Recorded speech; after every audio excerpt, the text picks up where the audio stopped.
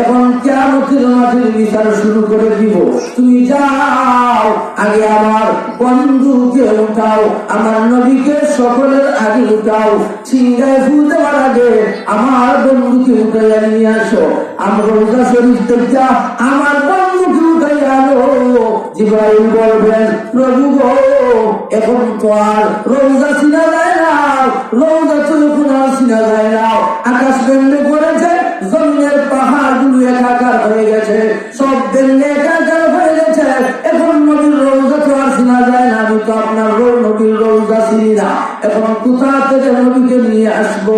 আল্লাহ বলবেন, ও জিবরাইল, আমার আরশ থেকে নিয়া নিচের জমিন পর্যন্ত একটা লাইট জ্বলতে আছে, ওই লাইটের নিচে আমার বন্ধু শুয়ে আছে।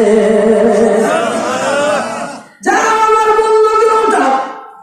জিবরাইল আলাইহিস সালাম, মিকাইল আলাইহিস সালাম কিনিয়া আল্লাহর নবীর রওজার পাশে গিয়া তখন সালাম দেবেন, আসসালাতু ওয়াসসালামু আলাইকা ইয়া রাসূলুল্লাহ, আসসালাতু ওয়াসসালামু আলাইকা ইয়া হাবিবাল্লাহ, আসসালাতু ওয়াসসালামু আলাইকা ইয়া নবিয়াল্লাহ।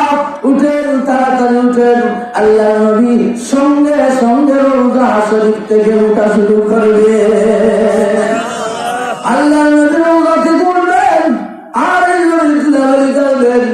আর জিবরাইল জিজ্ঞাসা করবেন, জিবরাইল এটা কিসের উঠা?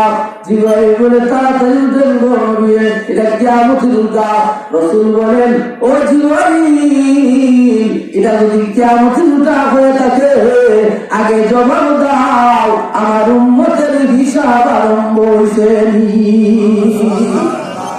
নবীজির রওজা থেকে উঠিয়া উম্মতের চিন্তা করেন, আমার উম্মতের কি দশা হইল, আমার উম্মতের কি অবস্থা হইল, উম্মতের নিয়ে এই দিক দিয়া হিসাব আরম্ভ হয়ে যায়। আল্লাহ নবী কেমন চিন্তা করেছেন, আর আমরা উম্মত হইয়া নবীর একটু সুন্নত পালন করি না, নবীজির সুন্নতের ব্যাপারে আমরা নাই। চিন্তা করে দেখেন তো, ওই নবীর সামনে যে আমরা কেমনে যাকে আমাদের মুখ দেখাবো।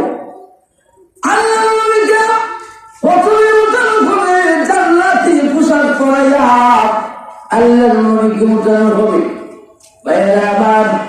এরপরে আল্লাহ ইসরাফিলকে ডাক দিবেন, ইসরাফিল সঙ্গে সঙ্গে চলে আসবে। আল্লাহ ডাক দিতে দেরি হবে, ইসরাফিল আসতে দেরি হবে না। আল্লাহ বলবেন, ইসরাফিল এখন আবার সিংহায় ফু দিতে হবে, কবরের সমস্ত মানুষদেরকে কিয়ামতের মাঠে উঠাতে হবে, এখন বিচারের কাজ শুরু করে দিতে হবে। তুমি সিংহায় ফু দাও।